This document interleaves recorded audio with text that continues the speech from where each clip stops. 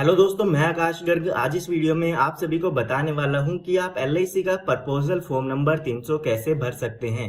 आप सभी को पता होगा 1 फरवरी 2020 के बाद एलआईसी के प्लान्स में चेंजेस किए गए हैं। इसी के साथ साथ जो भी एलआईसी के फॉर्म थे उनमें भी यहाँ पे चेंजेस किए गए हैं। तो यहाँ पर हम जानने वाले हैं कि आप प्रपोजल फॉर्म नंबर 300 कैसे भर सकते हैं। तो आप स्क्रीन पर देख सकते हैं प्रपोजल फॉर्म नंबर 300। ये आपको फॉर्म तब भरना है जब आप 18 साल या 18 साल से ज्यादा के व्यक्ति के लिए इंश्योरेंस कर रहे हैं। कई बार ऐसा होता है कि आप किसी व्यक्ति की हाउसवाइफ की पॉलिसी करते हैं, तो उस केस में आपको ये फॉर्म नहीं भरना होगा, क्योंकि यहाँ पर लिखा है proposal for insurance on own life. यानी कि कोई भी व्यक्ति जो 18 साल या 18 साल से ज्यादा का है और अपने लिए बीमा करा रहा है, तो उसके लिए आपको ये फॉर्म भरना होगा। तो यहाँ पर सबसे पहले आपको पॉलिसी होल्डर की फोटो लगा देनी है। जिनका भी आप इंश्योरेंस कर रहे हैं उनकी फोटो यहाँ पे आपको लगानी है। उसके बाद अगर आप नीचे की तरफ देखते हैं तो यहाँ पे आपको जो भी एजेंट हैं उनकी डिटेल्स यहाँ पे फिल करनी होगी। सबसे पहले आपको अपने डीओ का कोड और उनका मोबाइल नंबर यहाँ पे लिखना होगा। उसके बाद आपका एजेंसी कोड और आपका मोबाइल नंबर यहाँ पे आपको लिखना है। उसके बाद अगर आपके पास अपना लाइसेंस नंबर है तो वो भी आप यहाँ पे लिख सकते हैं। उसके बाद यहाँ पे ऑफिशियल यूज के लिए ऑप्शन दिया गया है। यहाँ पर ये आपको कोई भी इंफॉर्मेशन फिल नहीं करनी है, एलआईसी की तरफ से ये इंफॉर्मेशन फिल की जाती है। उसके बाद अगर आप नीचे की तरफ आएंगे तो यहाँ पर आप देख सकते हैं जिसका भी आप बीमा कर रहे हैं उनकी डिटेल्स यहाँ पर आपको लिखनी होगी। सबसे पहले उनका पहला नाम, उसका मिडिल नेम और लास्ट नेम यहाँ पे लिखना है। जैसे कि मेरा नाम है आकाश गर्ग, तो मैं यहाँ पे फर्स्ट नेम में लिखूंगा आकाश और लास्ट नेम में लिखूंगा गर्ग। तो इस तरीके से आपको यहाँ पे नाम लिख देना है। उसके बाद जिसका भी आप बीमा कर रहे हैं उनका फादर नेम यहाँ पे आपको लिखना होगा। उसके बाद इसी तरह से उनकी मदर का नाम आपको यहाँ पे लिखना होगा। उसके बाद उनका जेंडर सेलेक्ट करना है यहाँ पे कि वो मेल है या फीमेल है, तो हम यहाँ से मेल टिक कर लेते हैं। उसके बाद उनका मैरिटल स्टेटस बताना है, यानी कि वो शादीशुदा है या उनकी शादी नहीं हुई है। तो अगर शादीशुदा है तो आप यहाँ पे मैरिड लिख सकते हैं। अगर वो सिंगल है तो आप सिंगल भी यहाँ पे लिख सकते हैं। उसके बाद अगर वो मैरिड है तो उनके हस्बैंड या वाइफ का क्या नाम है वो यहाँ पे आपको स्पाउस नेम में लिखना होगा। उसके बाद जिसकी भी आप पॉलिसी कर रहे हैं उसकी डेट ऑफ बर्थ यहाँ पे आपको लिख देनी है। जैसे कि मैं यहाँ पे लिख देता हूँ 1 जनवरी 1990। तो इसी तरीके से आपको यहाँ पे डेट ऑफ बर्थ लिख देनी है। उसके बाद जो भी आपकी डेट ऑफ बर्थ के हिसाब से आपकी एज होगी वो यहाँ पे आपको लिख देनी है। उसके बाद अगर आप नीचे की तरफ आएंगे तो जहाँ पे आपका बर्थ हुआ है उस प्लेस का नाम यहाँ पे आपको लिखना होगा। इसके बाद आपके जो भी एज प्रूफ है, जैसे कि पैन कार्ड या आधार कार्ड, तो एज प्रूफ आप कौन सा दे रहे हैं वो आपको यहाँ पे लिखना होगा। जैसे कि अगर आप आधार कार्ड देते हैं तो यहाँ पे आपको आधार कार्ड लिख देना है। अगर आप पैन कार्ड देते हैं तो आपको यहाँ पे पैन कार्ड लिख देना है।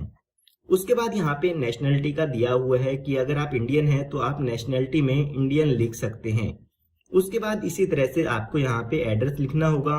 ये एड्रेस आप अपने जो भी आपके पास एड्रेस प्रूफ है उस पर देख के अपना एड्रेस यहाँ पे लिख सकते हैं। कोरेस्पोंडेंस एड्रेस और परमानेंट एड्रेस दोनों ही एड्रेस यहाँ पे आप लिख सकते हैं। उसके बाद हम आ जाते हैं दूसरे पेज पे। तो दूसरे पेज पर अगर आप देखते हैं तो यहाँ पर सबसे पहले पूछा गया है कि आपका रेजिडेंशियल स्टेटस कौन सा है। तो अगर आप इंडियन हैं तो आप इंडियन रेजिडेंशियल स्टेटस यहाँ पे आप चूज कर सकते हैं। उसके बाद अगर आप इंडिया से नहीं हैं, आउटसाइड इंडिया से है, तो आपको यहाँ पे इस ऑप्शंस में अपना एड्रेस लिखना होगा। उसके बाद यहाँ पे आपसे केवाईसी से रिलेटेड इंफॉर्मेशन पूछी गई है। यहाँ पे सबसे पहले पूछा गया है कि क्या आप इनकम टैक्स पे करते हैं। तो अगर आप पे करते हैं तो यहाँ पे आपको यस पे टिक कर देना है, वरना आप नो पे भी टिक कर सकते हैं। अगर आप पे करते हैं तो उसके बाद आपको यहाँ पे अपना पैन कार्ड नंबर लिखना होगा और यहाँ पर आपको अपनी आईडी की डिटेल्स देनी होगी। आईडी की डिटेल्स यहाँ पे आपको तभी देनी है जब यहाँ पे आप अपने पैन कार्ड की कॉपी सबमिट नहीं करते हैं। कई बार ऐसा होता है कि आप अपना पैन कार्ड डॉक्यूमेंट्स के साथ नहीं लगाते हैं, तो उस केस में आपको यहाँ पे आईडी के डिटेल्स यहाँ पे देनी होगी।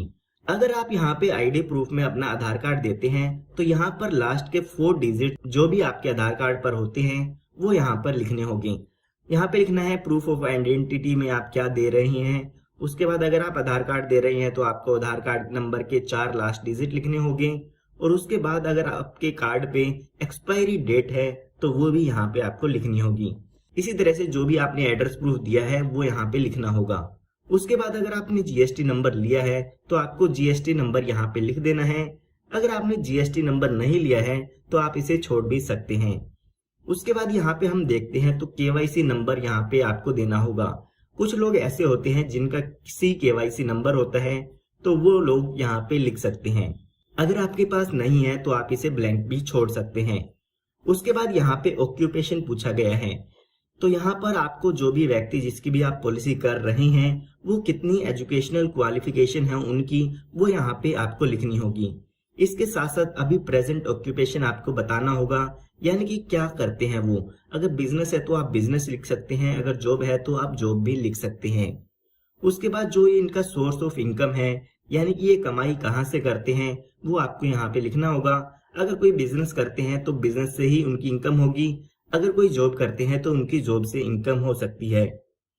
इसी के साथ साथ यहाँ पे name of the present employer दिया हुआ है। कुछ लोग ऐसे होते हैं जॉब करते हैं, तो जहां भी वो जॉब करते हैं उनके मालिक यानी कि कंपनी का नाम या एम्प्लॉयर का नाम यहाँ पे आपको देना होगा।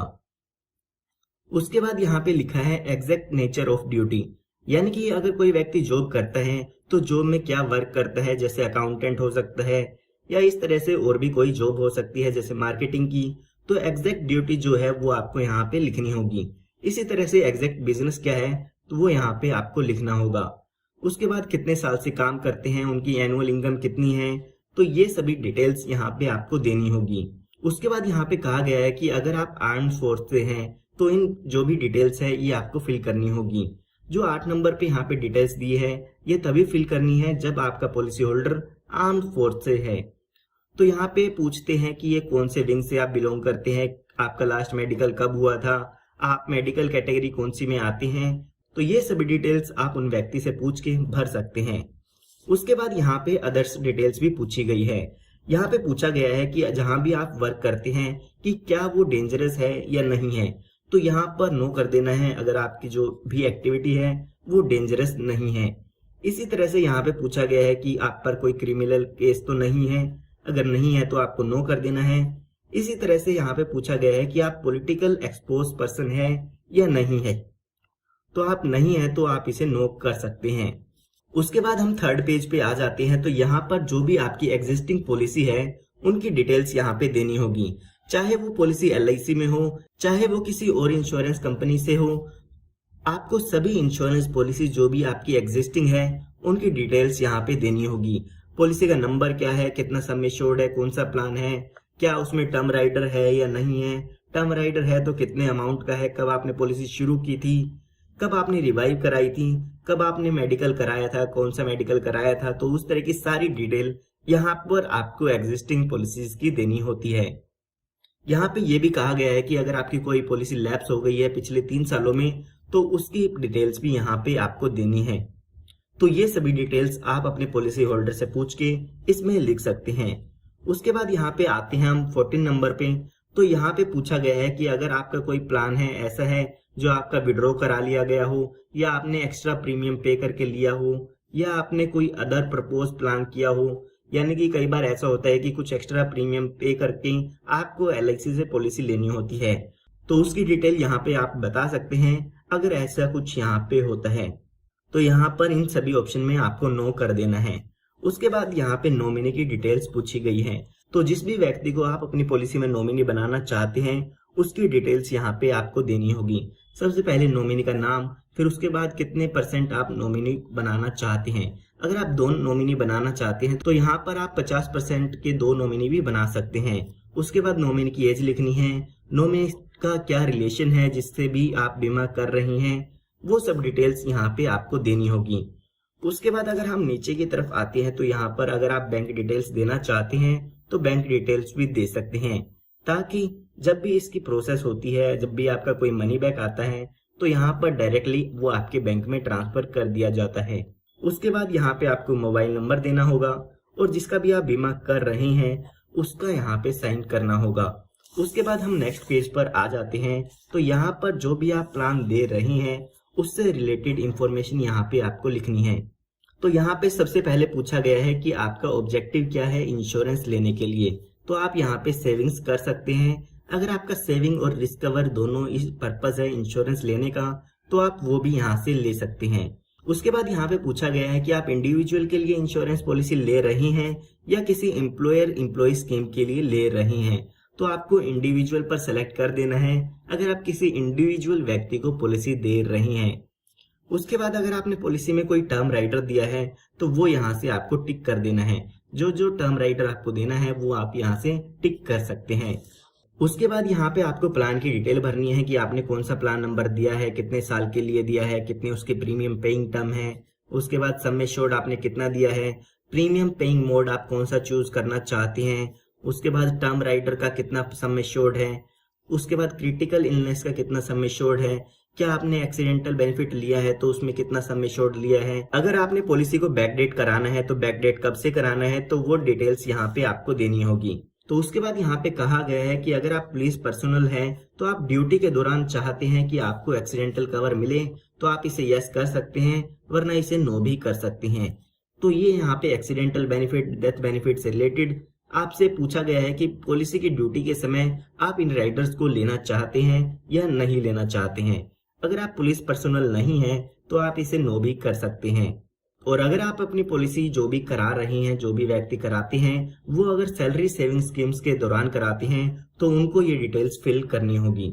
तो उसके बाद यहाँ पे प्रीमियम वेवर बेनिफिट राइडर से रिलेटेड इंफॉर्मेशन दी गई है। अगर यहाँ पे आप बच्चे की पॉलिसी लेते हैं और प्रीमियम वेवर बेनिफिट लेना चाहते हैं तो यहाँ पर आप यस के ऑप्शन पे टिक कर सकते हैं। अगर आप नहीं लेते हैं तो इसे नो के ऑप्शन पे भी टिक कर सकते हैं। उसके बाद अगर आप नीचे की तरफ देखते हैं तो यहाँ पर LIC के आधार स्तंभ प्लान से रिलेटेड इंफॉर्मेशन दी गई है। अगर आपने आधार स्तंभ या आधारशिला प्लान लिया है तो आपको ये इंफॉर्मेशन फिल करनी होगी। उसके बाद यहाँ पे अगला पेज आपको देखने को मिल जाता है जो कि है जीवन अमर से रिलेटेड। तो अगर आप जीवन अमर इंश्योरेंस प्लान ले रहे हैं तो आपको ये इंफॉर्मेशन फिल करनी होगी। जैसे कि आप स्मोकर कैटेगरी में आते हैं या नॉन स्मोकर कैटेगरी में आते हैं तो वो यहाँ से आपको सेलेक्ट कर लेना है। उसके बाद आप लेवल सम एश्योर्ड लेना चाहते हैं या इंक्रीजिंग सम एश्योर्ड लेना चाहते हैं, तो जो भी इनमें से आप ऑप्शन चूज करना चाहते हैं उस ऑप्शन पे टिक कर सकते हैं। उसके बाद यहाँ पे पूछा गया है साइमल्टेनियस प्रपोजल्स, यानी कि अगर आप इस पॉलिसी के साथ साथ किसी और पॉलिसी को भी कराते हैं तो उसकी डिटेल्स यहाँ पे आपको देनी होगी। कई बार ऐसा होता है कि आप अपनी पॉलिसी के साथ साथ अपने बच्चे या अपनी वाइफ की पॉलिसी भी करा लेते हैं, तो उस समय उनकी डिटेल्स यहाँ पे आपको बतानी होगी कि आप वो पॉलिसी करा रही हैं या नहीं करा रही हैं, तो उसकी डिटेल्स यहाँ पे आप दे सकते हैं। उसके बाद यहाँ पे आपको एक नया ऑप्शन मिलता है, वो है सेटलमेंट ऑप्शन का। अगर आप अपनी मैच्योरिटी बेनिफिट या डेथ बेनिफिट को इंस्टॉलमेंट में लेना चाहते हैं तो उसके लिए यहाँ पे आप यस भी कर सकते हैं। तो यहाँ पर जो भी सेटलमेंट ऑप्शन है उसके दौरान आप इंस्टॉलमेंट को 5, 10 और 15 साल की इंस्टॉलमेंट में ले सकते हैं। इसके लिए LIC आपको इंटरेस्ट भी देती है। उसके बाद यहाँ पे आपको कंसेंट पूछी गई है, यानी कि जो भी इंश्योरेंस प्लान से रिलेटेड टर्म्स एंड कंडीशन थी क्या आपको वो बता दी गई है या नहीं बता दी गई है। अगर आपको सारी टर्म्स एंड कंडीशन बता दी गई है तो आप इसे यस कर सकते हैं। तो उसके बाद यहाँ भी आपको यस लिख देना है कि यहाँ पर LIC एजेंट ने आपको सभी इंफॉर्मेशन बता दी है जो भी ऑब्जेक्टिव ऑफ इंश्योरेंस थे। तो अगर आपकी LIC एजेंट ने ये सभी बता दी है डिटेल्स तो आप यहाँ पे यस कर सकते हैं। उसके बाद यहाँ पे अगर आपने LIC कस्टमर पोर्टल पर रजिस्ट्रेशन कर रखा है तो आपको यहाँ पे कस्टमर ID लिखनी होगी। अगर आपने कस्टमर ID नहीं बनाई है तो आप इसे स्किप भी कर सकते हैं। उसके बाद यहाँ पे आपको अपनी पर्सनल हेल्थ डिटेल्स और फैमिली की डिटेल्स देनी होगी। यहाँ पर आपको अपनी हाइट बतानी होगी, कितनी आपकी हाइट है, कितनी आपका वेट है। उसके बाद आपने पिछले 5 सालों में कोई मेडिकल ट्रीटमेंट कराया है या नहीं कराया है तो उसकी डिटेल्स यहाँ पे आपको देनी होगी। अगर आपने कोई मेडिकल ट्रीटमेंट कराया है तो यस करके उसकी डिटेल्स यहाँ पे देनी होगी, वरना आप इसे नो भी कर सकते हैं। तो यहाँ पर जो भी ऑप्शन है इन्हें आप नो कर सकते हैं अगर आपने कोई भी मेडिकल ट्रीटमेंट नहीं कराया है। उसके बाद यहाँ पे कुछ डिसीजेज हैं, अगर आपको वो होती है तो उनकी आपको डिटेल्स देनी होगी। तो अगर आपको कोई भी डिजीज नहीं है तो आप इन सभी ऑप्शंस पे नो कर सकते हैं। उसके बाद यहाँ पे पूछा गया है इनके अलावा अगर आपको कोई डिजीज है तो उसके बारे में भी आप बता सकते हैं। तो अगर आपको कोई भी डिजीज नहीं है तो आप इन ऑप्शंस को भी स्किप कर सकते हैं। उसके बाद यहाँ पे आपकी कुछ हैबिट्स पूछी गई है कि आप ड्रिंक्स करते हैं या निकोटीन लेते हैं या कोई ड्रग लेते हैं, तो उसकी इंफॉर्मेशन यहाँ पे आपको देनी होगी। अगर आप कोई भी ड्रिंक नहीं करते हैं तो इसे नो कर सकते हैं, या आप निकोटेक्स नहीं लेते हैं या ड्रग्स नहीं लेते हैं तो इन सभी डिटेल्स को नो कर सकते हैं। उसके बाद अगर हम नेक्स्ट पेज पे आके देखते हैं तो यहाँ पे पूछा गया है कि अब आपकी हेल्थ का स्टेटस क्या है। अगर आप बिल्कुल सही है तो आप यहाँ पे गुड लिख सकते हैं। उसके बाद यहाँ पे आपकी फैमिली डिटेल्स यहाँ पे आपको बतानी होगी कि आपकी फादर की एज कितनी है, आपकी मदर की एज कितनी है, ब्रदर की एज कितनी है, सिस्टर की एज कितनी है और उनकी स्टेट ऑफ हेल्थ यानी कि अब जो हेल्थ है उनकी वो कैसी है। तो इस तरह की जो डिटेल्स है वो आपको यहाँ पे बतानी होगी। उसके बाद अगर आप किसी लेडीज के नाम पे प्रपोजल कर रही हैं या इंश्योरेंस पॉलिसी ले रही हैं तो उसकी डिटेल्स यहाँ पे आपको देनी होगी। अगर आप पॉलिसी लेडीज के नाम पर नहीं कर रहे हैं तो आप इसे स्किप कर सकते हैं। उसके बाद हम नेक्स्ट पेज पे आके देखते हैं तो यहाँ पर इंश्योरेंस से रिलेटेड कुछ डिक्लेरेशन दी हुई है। तो यहाँ पर जिसकी भी आप पॉलिसी कर रहे हैं उसका नाम लिखना होगा और उनका यहाँ पे सिग्नेचर कराना होगा। उसके बाद यहाँ पे अगर आप LIC एजेंट है तो आपको यहाँ पे विटनेस करनी होगी और उसके बाद यहाँ पे अपना नाम, ऑक्यूपेशन और एड्रेस लिख देना है। उसके बाद यहाँ पे एक डेक्लरेशन का यहाँ पे ऑप्शन दिया गया है। कई बार ऐसा होता है कुछ लोग हैं जो फॉर्म फिल नहीं कर पाते हैं तो वो और किसी से भी फॉर्म फिल करा सकते हैं। तो उस केस में जो भी लोग फिल करते हैं फॉर्म को उनको यहाँ पे अपना नाम लिखना होगा और अपना एड्रेस लिखना होगा। इसके साथ साथ यहाँ पे सिग्नेचर भी करने होंगे। उसके बाद अगर हम नेक्स्ट पेज पे आके देखते हैं तो यहाँ पर आपको दूसरा मिल जाता है कि अगर प्रपोजर इलिटरेट है तो उसके लिए भी यहाँ पर आपको डेक्लरेशन देनी होगी, उनके सिग्नेचर, नाम और यहाँ पे एड्रेस लिखना होगा। उसके बाद हम देखते हैं तो यहाँ पर सेक्शन 45 दिया हुआ है। अगर आप इसे रीड करना चाहते हैं तो रीड कर सकते हैं। उसके बाद आप नेक्स्ट पेज पे आएंगे तो यहाँ पर आपको पॉलिसी होल्डर के सिग्नेचर कराने होंगे और यहाँ पर नीचे की तरफ भी आपको पॉलिसी होल्डर के सिग्नेचर कराने होंगे। उसके बाद अगर आप LIC एजेंट है तो यहाँ पर अपने एजेंसी का कोड और आपको सिग्नेचर करने होंगे। उसके बाद यहाँ पे जो नेक्स्ट पेज है वो दिया गया है। अगर आप इसको सेटलमेंट ऑप्शन में लेते हैं यानी कि सेटलमेंट ऑप्शन के बेनिफिट को लेते हैं तो आप इस फॉर्म को यहाँ पे फिल कर सकते हैं। तो यहाँ पर आपको यहाँ पे बताना होगा कि आप कितना अमाउंट इंस्टॉलमेंट में लेना चाहते हैं या कितना % अमाउंट इंस्टॉलमेंट में लेना चाहते हैं। तो ये फॉर्म आपको तभी भरना है जब आप अपने डेथ बेनिफिट को इंस्टॉलमेंट में लेना चाहते हैं। अगर आप इस अमाउंट को इंस्टॉलमेंट में नहीं लेना चाहते हैं तो आप इसे स्किप भी कर सकते हैं। तो उम्मीद करता हूँ अब आपको पता चल गया होगा कि आप LIC का प्रपोजल फॉर्म नंबर 300 कैसे भर सकते हैं। मैं आने वाली वीडियो में आपको बताऊंगा कि आप फॉर्म नंबर 340, फॉर्म नंबर 360 कैसे भर सकते हैं। इसके साथ साथ मैं आपको बताऊंगा कि आप और भी फॉर्म जो कि LIC के हैं वो कैसे भर सकते हैं।